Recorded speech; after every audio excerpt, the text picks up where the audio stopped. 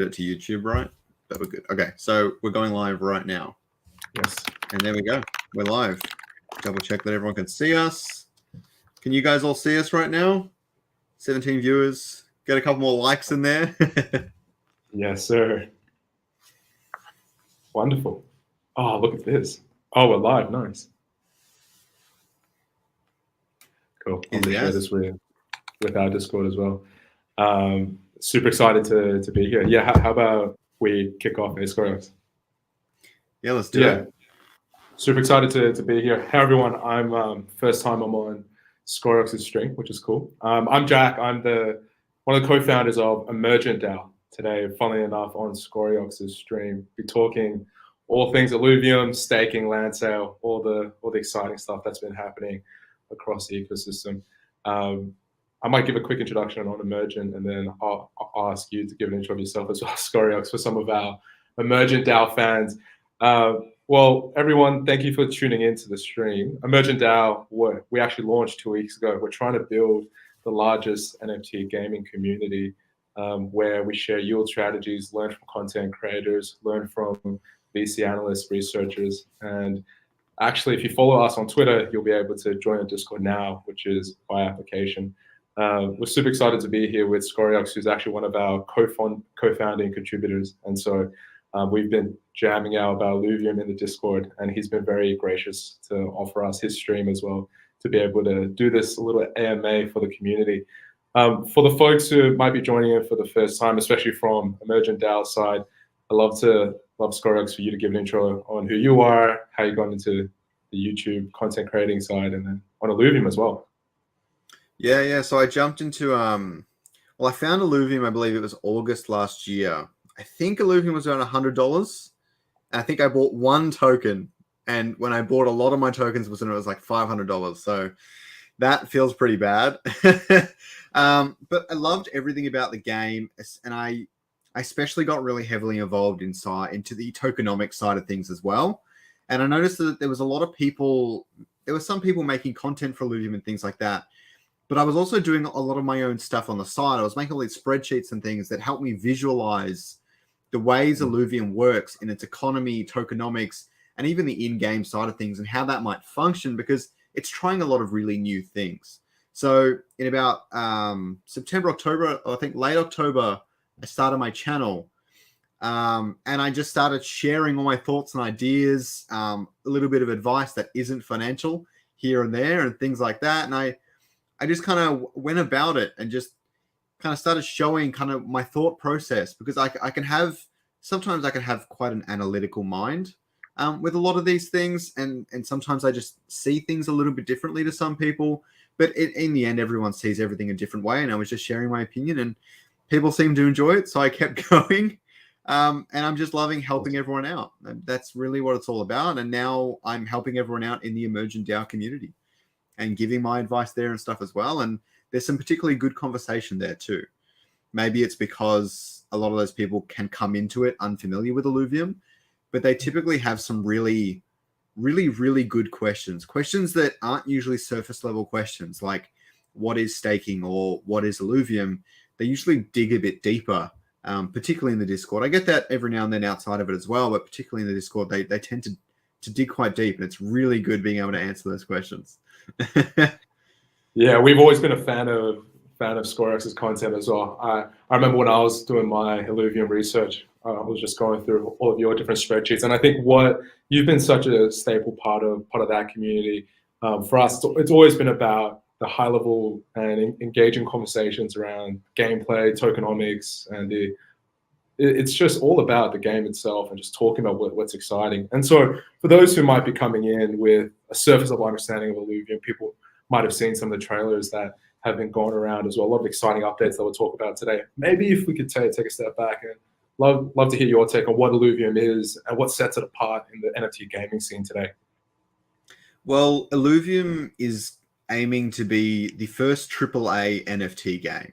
Now, NFT gaming is obviously a very new space, and we haven't really seen it do much yet. Axie Infinity brought light to NFT gaming as a concept, and has since had its fair share of problems, like most crypto games out there. And Eluvium won't be accepted from that. They'll have their own problems. But they are the first AAA game. And they're the first game that I've seen that is really trying something different. I think a lot of the existing crypto games are trying something different, but a lot of them have done it after the fact. Illuvium is trying something even more outside of the box in the fact. Their tokenomics model, their economy, the way they're building and structuring their token even, very, very different. They don't really have an earning token. They have a token that rewards essentially shareholders, and then they have their earning mechanics are actually centered around Ethereum instead, which is a very different way to pursue it, and I don't know how that will function. It will probably put extra pressure on the NFTs themselves, but we'll have to see how that pans out. So for anyone not aware, Eluvium has many, many genres mixed into it. It's got some large inspiration from two major titles, that being Teamfight Tactics, in terms of its competitive scene being largely focused around auto battler style strategy, and you have Pokemon, in which that it also has an overworld where you go and you capture all these things that they call alluvials, which are like your Pokemon. And these alluvials are what you use to battle in their competitive scene, as well as do many, many other things. And there will be future utilities for them as well, because they want to build a whole studio. So Pokemon, if I had to draw an example, Pokemon, you play your game, let's say Sword and Shield or Legends Arceus or whatever, and you go out and you capture the Pokemon. Now, if this were Illuvium, you would go out and capture the alluvials. Now, say they make another game, and that game is Super Smash Brothers. If you want to play Pikachu in Super Smash Brothers, you would need to have captured Pikachu in the Pokemon game. And that is kind of what Illuvium's building. They're building this ecosystem that's centered around not only their token, but is centered around their initial game. And it's going to be really interesting to see how that evolves and adapts and changes over time. And let's see if they can pull it off. Yeah, what's your take on the game studio model? Because some people might say that if the core team is focused on Illuvium today and they have a bunch of upcoming titles, do you think that that is in some ways distracting the actual core team? So Illuvium will be ever evolving and ever changing, and some of these updates might actually be more of an extension on the main game than anything else. But there is one thing that they're doing that I would say a AAA studio can do and other studios can't do it so well, is that they're future-proofing all of their assets. Now, I don't have a game design background, but I do have a design background, and I know plenty of game developers and game design students and all that sort of stuff in the industry as well. And from my experience, the asset creation is one of the hardest parts of any game. So to put this simply, I've actually tried to make my own Pokemon game before too. That's quite interesting. It's quite an interesting one. There's a lot of ROM hacks and things. But where I'm coming from with that is Pokemon itself. It's some really, really rudimentary code, like the very first one, like Pokemon Yellow. I've seen the code myself. There is not much in there. Like, yeah, some of today's games obviously a lot more complex, but really it's this button moves you up. This button makes this message appear. And if this message has already appeared, maybe a different message appears. It's very, very simple stuff. What took them all the time was designing the Pokemon. That is the hardest part of that. And that is the hardest part of Illuvium. But they've designed these alluvials with their full body structure, their full fur, animations, a variety of animations for different things, animations they don't even need yet. They've designed all these things in mind. So when they go to create maybe a shooter game, they've got all the mechanics to have the alluvial stand up, to have the alluvial hold a gun, all that sort of stuff. All they need to do is, they've also got weapons. All they need to do is take parts of the map, put the alluvials they already have in it, and create a scoreboard so you know how many kills you've got. That's obviously a very basic way of looking at it, but they've got a proper studio and a proper team, and they've got proper workflows so that they can do this. And I think that's the big takeaway from it being a AAA studio. I can't remember exactly, but I believe the definition of a AAA game actually has nothing to do with the game itself. I believe if your studio is classified as AAA, then the game you produce is a AAA game. Don't quote me on that. I need to double check those facts, but it's something to consider. No, that's really interesting.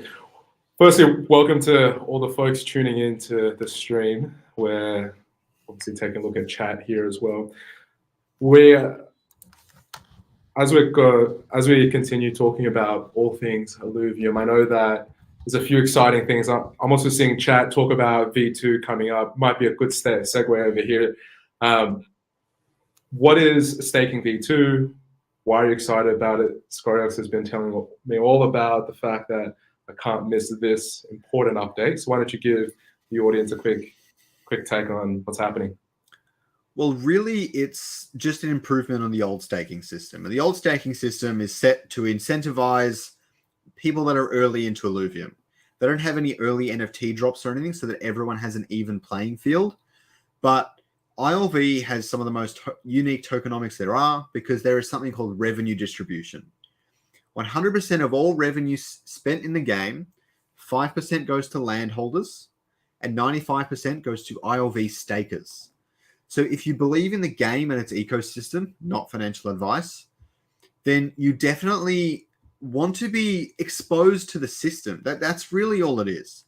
You want to be exposed to the ecosystem in the game if you're a part of it and if you think it's a great thing, right? And that staking allows you to do that and benefit from it. Like even SLP staking, it'll go down over time, obviously, but at the moment, it's sitting around 300%. Or I guess in 4 hours, going to find out exactly what that number is. It should be close to that, if not 250% maybe. But when you really think about it, if you stake one ILV token, which is sitting around $600, in 12 months, let's say you'll get about 2 ILV tokens as rewards in the next year. Now, let's say the ILV token is $5,000. At that point, very possible if the game is successful. Let's put it that way. Or if the game's doing well, lots of people are going to come in and buy and so on and so forth. But so that was a $500 initial investment. And then you've got 2 tokens with $5,000 each and your initial token. So now your $500 investment just turned into $15K just because you believed in the project and the game. And you can do whatever you want with that. You can keep reinvesting it so it compounds and everything. But you're going to have to watch some of my other videos to get a more in-depth breakdown of that. Definitely. V2 does actually have some really other unique features. I won't go into all of them, but the big thing it does is it allows V1 didn't allow the Illuvium team before was it didn't allow them to adjust anything. Now, I'm saying they're decentralized, so anything they do has to go through a proposal first. But what I'm saying is there have been talks about airdrops. So Illuvatars are coming out soon, their PFP project. And I think they're going to blow everyone away. They're really hyping them up. I'm not going to go too in-depth on it now, but let me put it this way. They're talking about they're rewarding people with accessories. So Illuvatars are made up of a body and 4 accessories or whatever. So you can make your Atlas or whatever, have sunglasses and stuff. V2 allows them to do things like airdrops. Say you are staked. Now, all of a sudden, everyone that's staked gets an airdrop of a new accessory for their profile picture and things like that. 99% chance they won't airdrop anything like an alluvial or anything like that, but maybe alluvial skins. Who knows? Or maybe based on quantity and things. The point is that it gives them the opportunity to do that. So it'll be really interesting. Chat saying that we should talk about land next. What do you think about land, and especially on utilities? The chat wants the alpha straight away. Scoriox, I told you that's what they want. What's happening with land? Give us the goss. All right. Full disclosure. Are you excited? I'm very excited. Full disclosure. I have about as much information as everyone else on land. Let me make a few things clear. Firstly, people don't think that the revenue is going to be very good from them. That is very, very possible. And that is the risk you have to take. The land sale will be in a Dutch auction. If you think it's worth a certain amount, and obviously I'll be updating you guys on that sort of information as we get closer to it and as we have more information. If you think it's worth a certain amount, wait until it drops to that amount and buy it there. If it doesn't drop there, then maybe the next land sale. The other thing to be careful of is the percentage that goes to landholders doesn't change based on the amount of land. The first land sale will have 20,000 plots, and that 5% will go to only those 20,000 plots until the second land sale. So essentially, first land sale compared to if all of them are out, you're getting 5 times the revenue. So they could be extremely lucrative after this first sale. Definitely don't FOMO in and be patient. The land sale will go over 3 days, I believe, but definitely something to consider. Now, utility is also a big thing. Currently, we don't know a lot about it, so let's keep that in mind, but we know 2 major utilities. You can produce fuel. Whether you can send that directly to your Eluvium account is not confirmed, and I don't think you will be able to. From the way I've been hearing things, and this is not confirmed or proper or anything, the way I've been hearing things, it sounds like the fuel you generate on the game are not ERC20 tokens until you sell them. And then Illuvium creates them as ERC20 tokens. This makes a lot of sense, okay? Because this also makes the game faster to run, easier to use, and anyone can play it, okay? So you have to consider that side of things, and that means you might not be able to just send fuel to yourself. But we don't know those details yet. So besides generating fuel and probably being able to send it between different land plots if you own more than one or have scholars and things like that, the other thing you have is something called blueprints. And this will allow you to make exclusive skins that you might be the only one that has access to at any given time, or only a handful of people. Imagine being able to make a skin that looks like an atlas for a weapon in the game, and only like at this time, let's say 200 people can make that skin for people. It's a crazy thing. Like, you go on something like Riot Games League of Legends, and you go into the store to buy that awesome Azir skin or whatever. And let's say Riot is selling maybe 5,000 of them, or probably way, way more. I mean, they have hundreds of millions of players at one point, right? Imagine they're selling 1 million of this skin because people love it. The landowners are the people that have that. They're Riot in this case. And that's something they don't share with ILV holders. That's something else to consider. So overall, land is, I consider it like diversifying inside the ecosystem, but it is essentially like, it's just being a part of a different part of Illuvium, and it's essentially hedging your bets in a lot of ways. There's a chance that land will do well sometimes, and ILV staking will do well other times. And maybe playing the game will be the most profitable other times. The only way you can take benefit from that at all is if you try and have exposure to everything. Now, not everyone can, and if I had to choose a priority, I would choose ILV staking for now. But land could have, and the team definitely has made it clear that they want land to have more utility in the future. And when you think about it, it's only a proposal away. Maybe you did buy a land for T1, and now you go and say, hey, Scoriox, I have this awesome idea for some utility. Can you make a video about it? Can you get their attention? You talk to Vulcan and Vedamore. Every single content creator in Illuvium is so active in their community. And that's with a lot of the NFT games. It's not just me. It's with a lot of the NFT games. We're so active in the community. If you have some awesome ideas, the team is not only going to listen to you, we're going to listen to you, and we're going to try and put through a proposal to make that happen. I don't know what that looks like yet, but it's a decentralized game. You can build it how you like. Definitely keep that in mind. I know that many people also, you've mentioned decentralized governance. We think about Web3 and a lot of games, they say that they will be decentralized eventually. I know that there are elements of that part of the Illuvium team. I also know that they have a council as well. How does that all work, part of the larger ecosystem here? How do people participate in terms of those governance?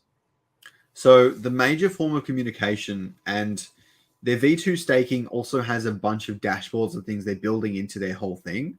Like, this website's getting huge. It's going to be one of the best websites, not just in NFT gaming, but gaming.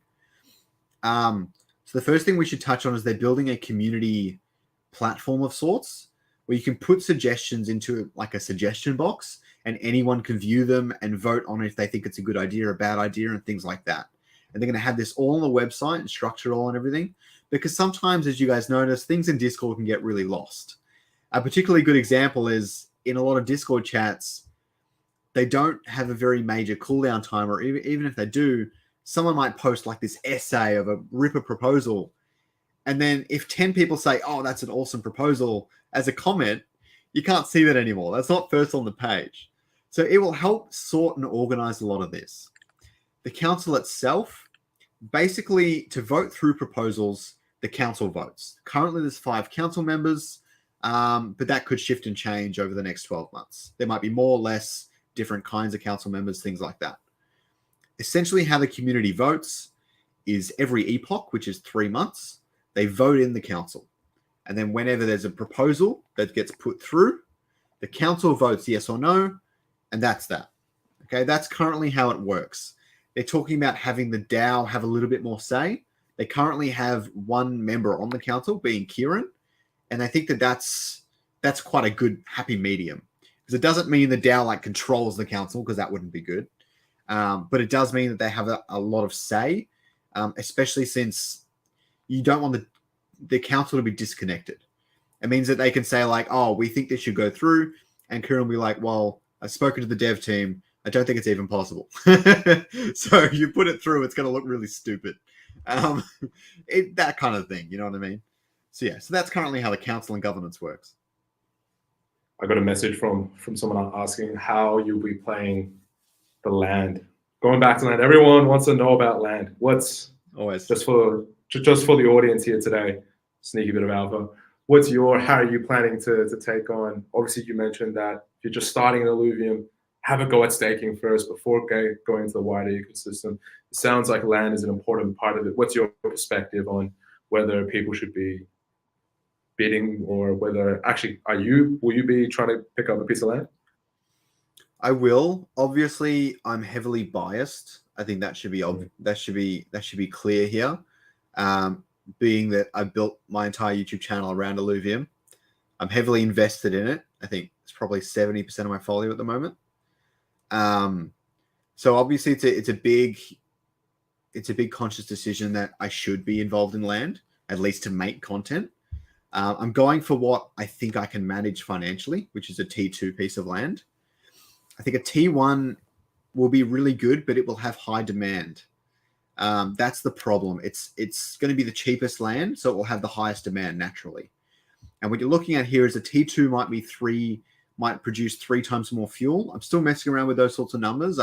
We've got a little bit more information here and there, so I'm going to be implementing that soon. But let's say a T2 produced 3 times more fuel, and maybe it's 3 times the price. The big difference here is that it'll actually probably fall more in the Dutch auction. So a T2 and a T3, you probably will end up with more bang for your buck than a T1, which is unfortunate. But in terms of utility, T1 has its own advantages, because they have discussed this, and they might change it down the road. But they've discussed that blueprints aren't actually locked into tiers at all. Essentially, if you have a scanner, it takes 24 hours to scan an alluvial on a T1. It takes 24 hours on a T2, and so on. Maybe you can upgrade it more faster because you're producing more resources. But really, if you had a fully upgraded T1, T2, and T3, a T1 is producing blueprints at the same rate. And I mean, T1 is cheaper to buy. So if you're going for like a skin producing system to produce skins for people to buy, 10 T1s might be better. So there's lots of utility across the range. So I'm definitely going for T2 personally. I think if you're looking at this financially to try and make a flip, as I said, highest demand is probably at T1. So that might be a good buy if you're trying to maybe buy 2 and sell 1. Because there's a lot of hype around land in NFT gaming in general, which should definitely be considered. I think when you think about all different NFT gaming sales ever, land has always had the highest return. Ooh. Honestly, got no clue why that is. They typically have the least amount of utility. Axie land, for example, is like worth 5 times more, like crazy price, 50 times more than, and it's not even used. Sandbox land's probably its own exception, but even those, some of the cheaper plots go for like 5 or 6 ETH off the bat on the secondary, and they solve like a couple $100 in some cases. So land has always had a really high return on investment. Don't ask me why that is, but just something to consider if you're looking at this. It's a risk. Anything's a risk. Please don't risk more than you're willing to lose. But historically in NFTs, land performed very well. Let's put it that way. I want to remind chat that this is not financial advice, all perspectives, all different perspectives. Welcoming people who've tuned in to here as well. This is an AMA, and so if you have any questions, feel free to drop them down for Scoriox and his perspective, his very, was very smart perspective. there Yeah, was go. one other thing I saw on the chat. Yeah. People keep reminding me because I keep forgetting. Is that land? They have been clear that land will have utility in all future games as well. So there's 10 million ILV tokens and 100,000 plots of land.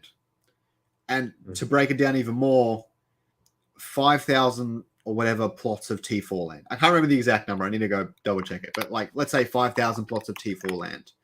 That is all there really would ever be. Maybe you could make a proposal to add more, but let's be real, who's going to accept that proposal? Because that would suck. Well, anyone who owns land would not want that, right? So you got 5, and they're probably going to be the whales, so they have a lot of power here.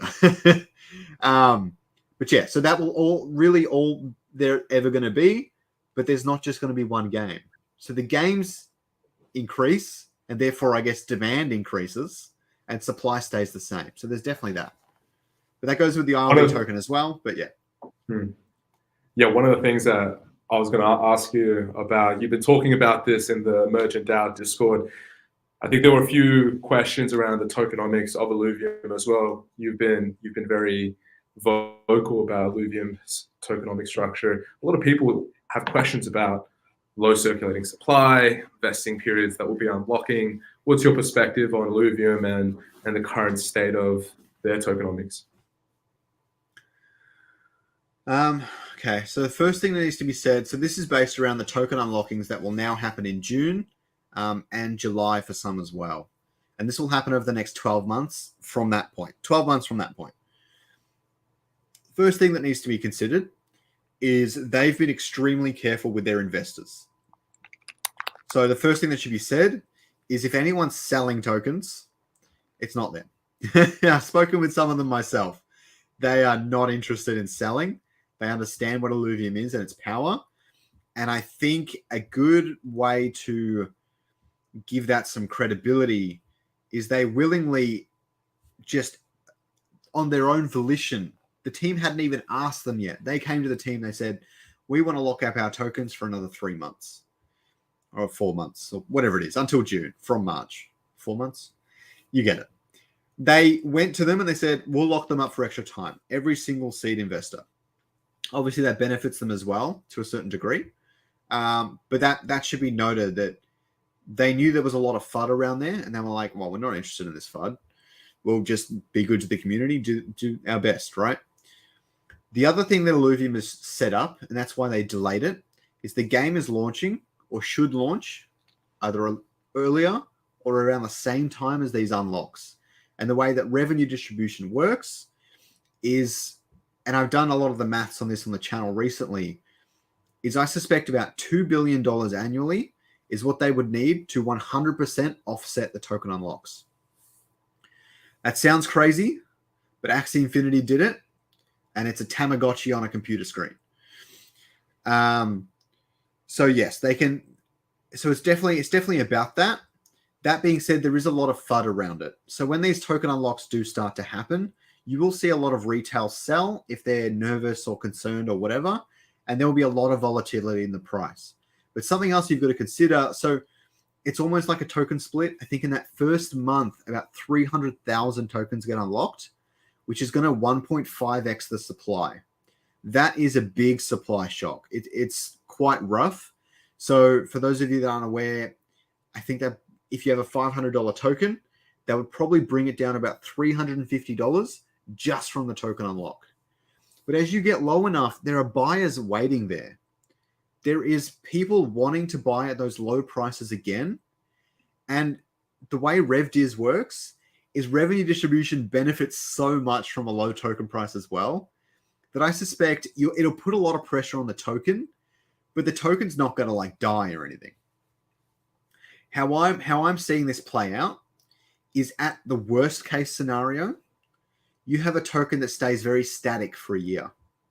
You have a token that stays at around whatever. Not sure where that will be. I don't think it'll go as low as $200, $100. It could. But I think you see something between 500 to 1,000, depending on where it gets to before the game launches. And I see it staying within that bracket for an entire 12 months.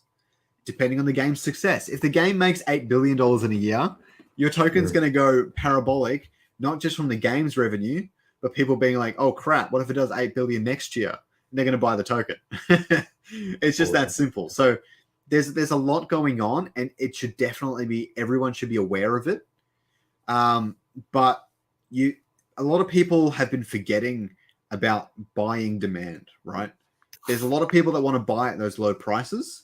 And if it gives the opportunity to, they will buy it at those low prices, and it will create a floor at some point where people don't want to sell below that, and they only want to buy at those prices. And people are, let's say people are making a lot of money inside the game, and they're going, oh, I'm going to take this ETH I just made, I'm going to buy tokens with it because the token's so low right now.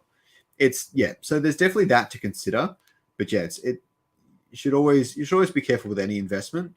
That being said, the token unlocks don't start till June. If the bull run kicks off and ILV follows ETH, everyone's cheering. Everyone's cheering, aren't they? If you're just joining us for the stream now and you're enjoying the conversation as well, make sure to give the stream a big like. Thank you, Scoriox, for taking the time for us today. I know that a lot of games nowadays as well have been known to partner with guilds and guild providers, scholarships, and scholarship providers as well. What's your take on, what do you think Eluvium, what's the ecosystem reliance on something like a guild? A lot of people nowadays seeing stuff like Pegaxi get pumped up by guild activity and then obviously retrace back into, I don't know how the token's doing nowadays, but I know it's not very good from the people that I know. What's your take on? Can't wait for Illuvium has a lot of views here. Firstly, we need to split guilds and scholarships, okay? Illuvium is very, very fond of their community, whether it's their creators, community members, or the guilds that have taken an interest in Illuvium. They're going out of their way in a lot of instances to help out all of the above. They're helping out guilds with whatever way they can, whether it's help with their guild sourcing, sending people to the guild, so on and so forth. Creators, they're looking to even help them financially down the road and things like that as well. They're very involved with them. They've started even sending us things like some of the art they've made and stuff. So like the raw files, because YouTube and stuff compresses everything. Yeah. So if we download one of their YouTube files to use content, it's going to be really crap. But they're sending us the 4K versions and stuff like that if we need it, and stuff like that. So they're very in touch with all their creators right now in every way you can imagine. Okay, including guilds, scholarships. Kieran and I think Aaron as well do not believe in scholarships. They don't think they're very good. I'm of a similar mind, but I'm not going to get into my thoughts and concerns on this chat today. Scholars can do a lot of good, but they usually have a single mindset of taking money out of the ecosystem, which is a shame. But what's really more important here is that the way Eluvium's built its setup, it's not really structured for scholarships.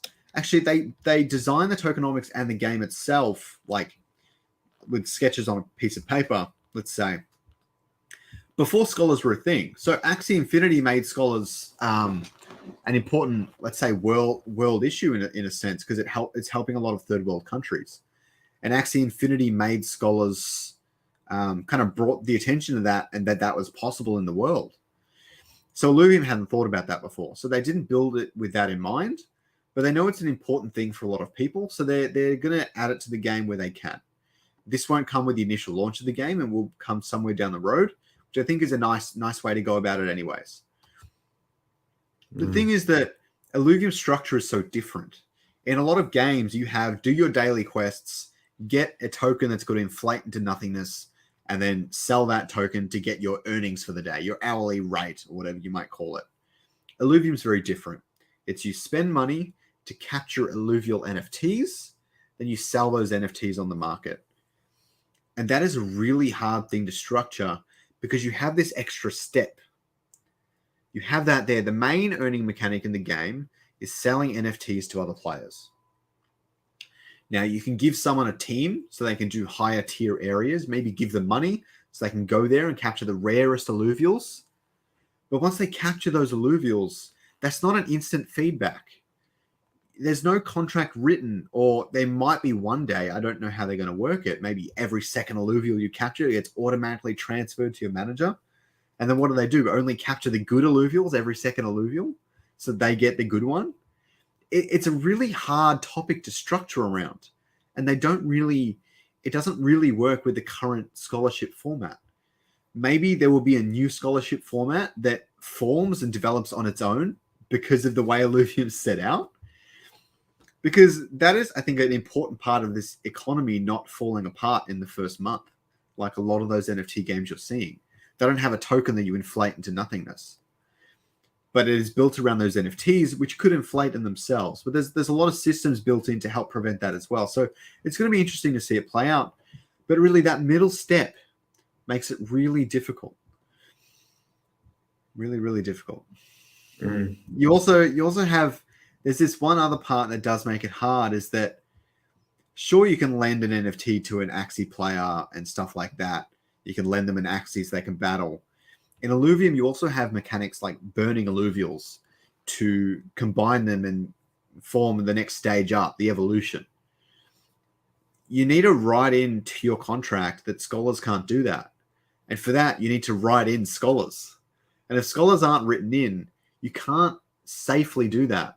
If you do a scholarship system off the chain, off the thing, like trust-based, there's nothing stopping them from combining and burning all your crap and stuff like that. So there's a lot involved to make scholarships work, and they will probably come in one form or another. But maybe the best case scenario is they come in a future game. Maybe there's a future game that makes a lot of sense for scholarships, and maybe built for scholarships specifically that works really well. So we'll have to see how that works. That's awesome. That's awesome. A reminder to the chat as well. We might leave a few minutes even now. If there's anyone with any questions, feel free to leave it to the chat, and then I'll pop in. Dan says, when Scoriox diversified ILV ecosystem global alpha token? That's an interesting one. We might have to hear a pitch for that one. What did you say? Diversified ILV ecosystem global alpha token. I don't get it.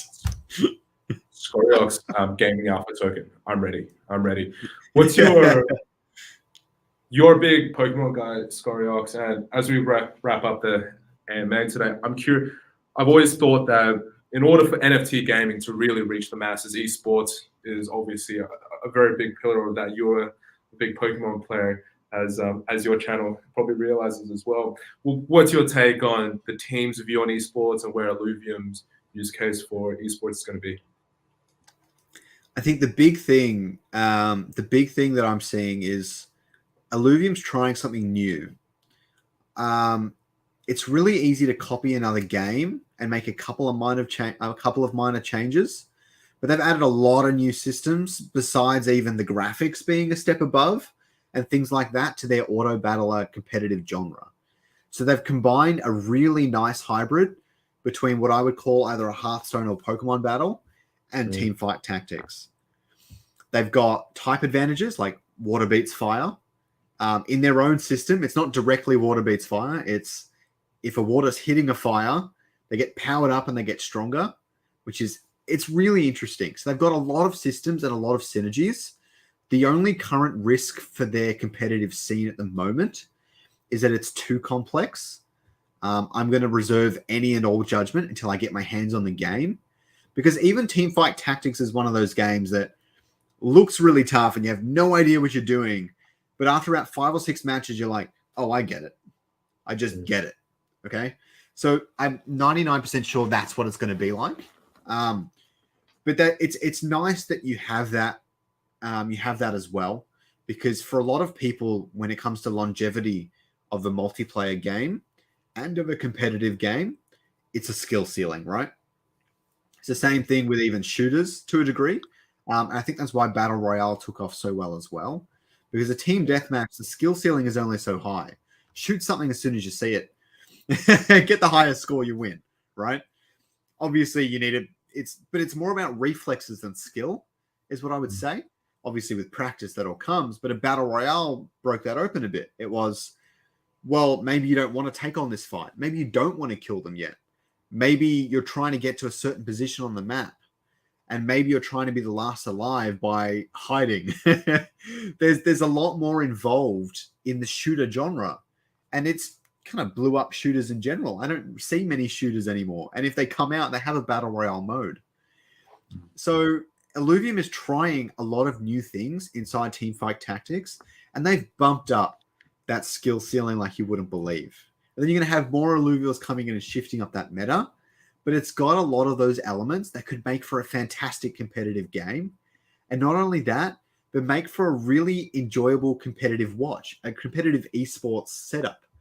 League of Legends is exciting because it's very action-packed and very, very involved, and there's a lot happening. Although as you get to the higher tiers, it's a bit less happening. It's, from what I've seen, 3 or 4 major fights that kind of determine the outcome.